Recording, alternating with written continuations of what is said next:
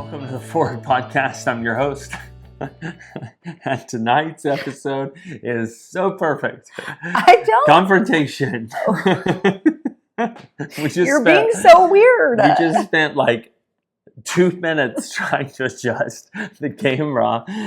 We've done, this is like 130 episodes or something, and we've always had the camera in the same spot. I don't know if you're in a hurry or what, but I am in a hurry. We have exactly 20 minutes. He's like, not half his body's cut off, and he starts the thing, and I'm like, wait, stop. Like, you half your, and I know not a lot of people watch it, but still. And then he puts it back up there, and the camera's totally crooked like this. And he's like, how does it look? And I'm like, crooked. It's not. What are you doing? Number one, our YouTube viewings are way smaller. Like, people listen 6 to 1. Number two, I've gained a little weight. No. It's okay to cut off half your body. I have plenty. If we're going to be cutting anybody's body off, the woman gets the priority. And the shirt makes me look big. What's the deal? You don't look big at all. It's just, you're usually so excellent in all, like when you do something, he does everything has to be like just right and just perfect. He's a perfectionist. So for you just like la-di-da, throw the camera up there and start in, I'm like, what is happening? There are some nights when we have so much to do. And this is one of those nights, including going and picking up one of our kids at 10 o'clock at night. So it's like, that's right. That's true. We got to be on it.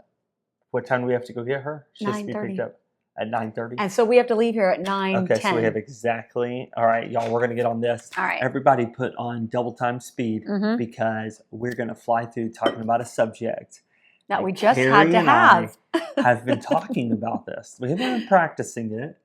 But we've been talking about this subject. You said we haven't been, or we have? We have been. Oh, yeah. We have been talking about this subject, and that is correct confrontation. Yes. Or confrontation the right way. I love this subject, this topic. How to let your wife win every argument. Ding, whatever ding, you want to call it. There it is. Just call You're the winner. We'll go with that one. But not specific to marriage. Oh, no, it's not to marriage. I mean, to any, it's general. Okay, so let me just start out by saying this. This is an area we everybody does really poor. I feel like we're getting worse and worse at confrontation. Yeah. D-.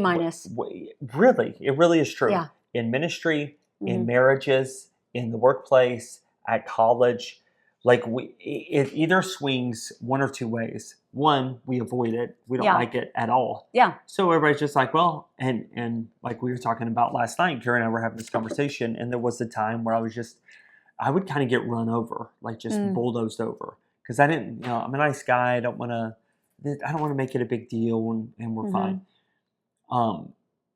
Or you go the opposite way, and it's just screaming and yelling, or everything's a big deal. Everything's a big deal. We need to go get coffee, and we need to go talk about this. It's like, no, it's just not. Like, this is a 30-second, hey, are you okay? I'm okay. Great. Okay, we really don't need to make time to go, talk about this for a long time. Yeah. So it's a subject we really want to hammer down some things that we're not professionals at, but you have way more than I do, but I've got over 20 years of ministry, 20 years of marriage, 16 years of raising kids.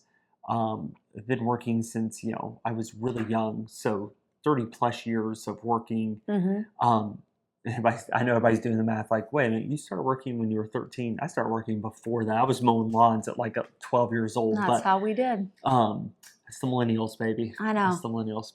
Started work at 13. Go to the coal mines. The days before child labor laws. Wow, they were the best. Yeah. But anyways, so over the years, here's what I'm saying. We do have a resume of literally thousands of moments. We have had to face this with other people, with our marriage, with our kids, with bosses, with managers, with pastors, like church people. We've had to confront a lot over the years. And so we've just kind of written down some things that we believe quickly will be a help to you. Yes. And I think we want to stress the importance of, I think for me, what I'm seeing so much of is people just refusing to be confrontational in a healthy way. So we do believe there is a ditch on either side. You can be a person that's just constantly argumentative and you don't mind confrontation, but then everybody knows when they see you coming, you're going to make an argument out of something. You don't want to be that. No. But you also don't want to be a doormat where, in the name of quote unquote forgiveness and, quote unquote not being drama, you never confront anything. And so then you're a bitter and lonely and discouraged person that has never seen resolutions when you've been wronged. And that's not fair either. God is a God of judgment. He judges right and wrong. Right. And we are to do the same. Right. In a healthy way, though. And so, yeah, just a couple notes. First of all, prepare your own heart. And I love this because I think if you land on the side of being argumentative, if you land on the side of, go either way. I'm going to make a mountain out of a molehill type person, and you're like, I have no fear of confrontation. I'm just constantly in it. I'm always in the drama. I'm always in this. Maybe you're not preparing your heart first. Maybe before you confront someone, you're not taking time to sit down and strategize and say, what's important to me? What do I want to confront? What do I want to bring up? What do I want to let go? What's the resolution look like? Like, what is my aim here? And like preparing your own thoughts in your own heart. And I know for a lot of us that are, a little more quick to the trigger, that can be a problem. Okay. Sure. That we just spout off, so to speak. And it's like, that's not healthy because then you're just creating drama and pettiness when as an adult, you need to sit down and even if you're a teenager listening to this, train yourself now. Sit down and even if you have to write it out or talk it out with someone who has wisdom and that you trust, say, how do I confront this problem? How do I confront this person and come out with a healthy resolution? Absolutely. If we could, and this seems very elemental, but pause, take a deep breath, pray, think through several scenarios. There's a ditch on both sides, like without a doubt. A false balance is an abomination. But there are moments where I do take a step back. And there are other moments I take too many steps back and then I stress myself out or give myself anxiety thinking through every different scenario. How can this go? And if they say this, then I'll say this. And if they do this, then I'll do this. And so you have to be careful, take a step back, but you are preparing your own heart. You're not getting your argument set for, you're not a lawyer. This is not closing arguments. This is just, Lord, am I right going into this situation? Whether it's confronting something that's wrong, confronting sin, you've been hurt, or there are biblical things to do that you can go. But it's once again, looking at your own self, examining your own self.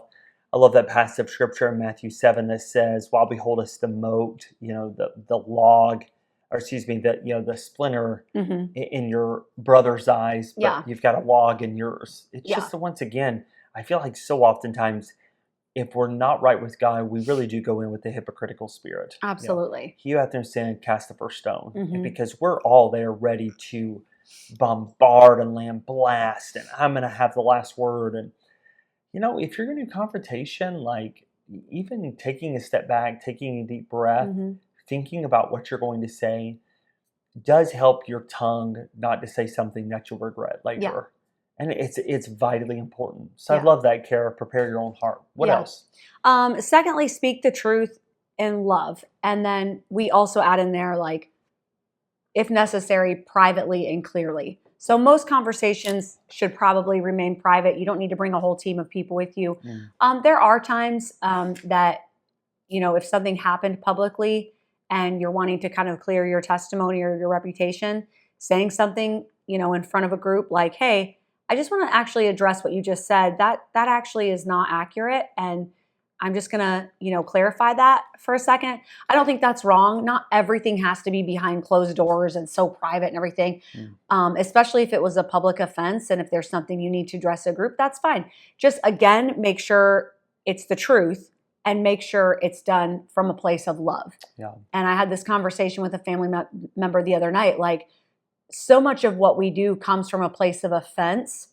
And if you flip that script in your mind and think, the goal here is not that I was to communicate that I was offended. More than likely that person already knows and they did it on purpose and they meant to offend you in some way. But even if they didn't, it's really not about you being offended, because all of us get offended from time to time. It's that you want to make it right so that the relationship with that person is restored. Yeah. And that you're not carrying around a grudge or bitterness or hatefulness or anything like that. So if you kind of flip the script like, oh my word, they said that or they did that and it really offended me, I need to confront them. Okay, we'll confront them with the goal of, I want to tell them the truth about their behavior and how it hurts, but I'm doing it so that, we can continue in a relationship or a friendship. So good. I think it's actually more of a pet peeve of yours than it is mine. But I have been in scenarios where it's taken place and it is very frustrating. But oftentimes we go to someone publicly when we really ought to be going to them privately. Mm-hmm. There's been scenarios in a school setting where one kid is wrong, but a whole class is lined up and everyone has to face the consequences because of one kid. Yeah. I've been in staff meetings before where someone does something or would tweet something or do something just ignorant, Mm-hmm. or was out of line. And instead of HR coming to that one person or the pastor, that one person, everybody on the whole staff has to get together. Oh, and then no. everybody has to be reprimanded. And the funny thing is, everyone sitting there knows. I was going to say, do you talk like somebody's... 100%. It's like, that's the dweeb that sent out the tweet. Like, we That's don't even awkward, care. and everyone but I've knows been it. in a lot of those where That's a bummer. it's actually wrong. Like I asked just this past week, a mentor in my life, an older pastor, what do I do about a situation, blah, blah, and he said, go to the person. It doesn't need to be big, doesn't have to involve everybody and deacons, or just go to the person, go to him privately. And actually, I thanked him. I said, man, I appreciate that. That is some great advice, because oftentimes ministry setting, everybody's involved. A school setting, instead of, hey, listen, kid, you can't chew gum in class. Now, nobody's getting, to go out to playtime or whatever. It's sometimes just it needs to be addressed one-on-one, and then that's it. Yeah. Including anyone who's listening and in the ministry, whether it be teens, missionaries, even our pulpit work, preaching in the pulpit. We don't need to carry stuff that we have against one person publicly in a setting that would be passive aggressive. Yeah. Oh, that's true. It hurts. It's not the Lord. It's very much of the flesh. And I really strive. When I was young, I remember a girl went to she was in our youth group, and she went to some kind of country concert or something. And the next day, it's like Saturday night. The next day, she's sitting there, and I'm lame blasting this concert. Some people just think it's okay to, well, instead of being like, hey, let's talk through this. You really need to be careful. And now I've grown to where I'm like, it was never even none of my business. It's not my child, you know. But I had to include everybody. It embarrasses people. And I really feel like speak the truth, speak it in love, speak it very clearly. But oftentimes when it really comes to confrontation, do it privately. Yeah. And if you have to have a witness because a person is a liar, then bring a witness. Yeah. But I just still feel like that private setting is so much better than trying to include everyone. Then you bring everybody in, then absolutely. It's, what's going on? I didn't hear this. Then it's gossiping. You've just wasted so much more time. Especially from a pastoral or ministry leader point of view, don't use your platform to call people out and embarrass them. I just think that's such an old school, cowardly way to do it. Now, obviously, if it's more people are making the same mistake and it's like an employee, thing, we're like, hey guys, that's not procedure. Everybody's doing that. Let's change procedure. Let's get back to what we should be doing. That's one thing.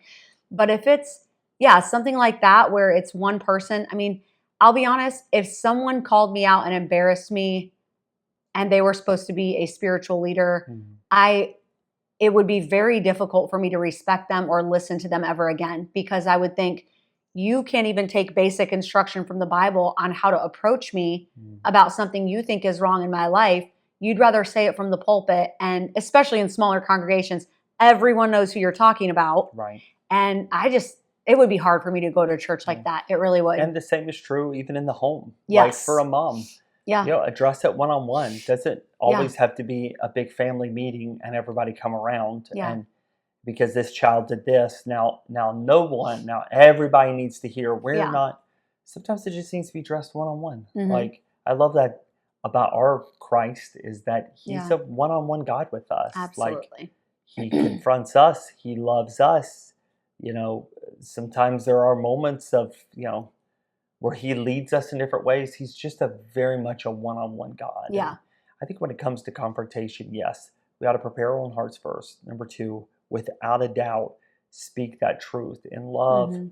Make sure you're right with God and approach them, and then Yeah. do it privately. What Mhm. else do you think ought to be we can include here? Yeah, and then lastly, I kind of mentioned this, but aim for restoration. The goal should be restoration.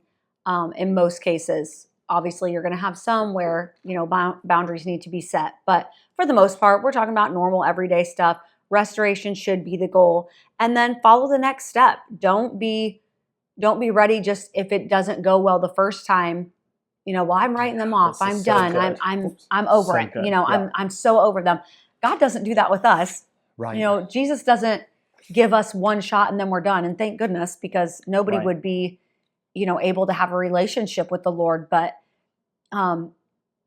if it doesn't go well the first time, try again. Prepare your heart again. Pray again. Maybe the next time, follow the biblical standard. If you need it to take a witness, take somebody with you and say, I just want them here because I want to make sure they know my heart in this.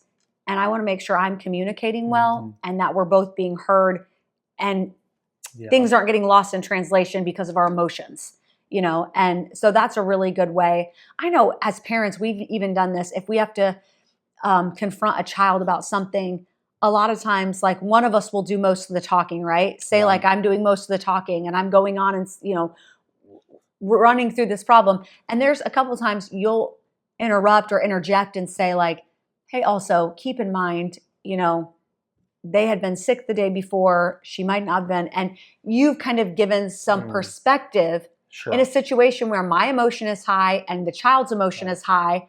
And we're just feeding off of that. And then we have a third party to interject and say, hey, you guys need to consider this too. There were other circumstances involved. And then it just kind of brings the room down. Like, okay, that's true. It gives us both a little more to think about. And that's the great thing if you bring a witness with you. It can be someone that is neutral and someone that loves you both and someone that sees an outside perspective. And I think a lot of times that will help move the conversation and the resolution to the next steps. Yeah, that's good. I think if I could add here real quickly is just, I think most situations we ought to grow in discernment, learn to have discernment.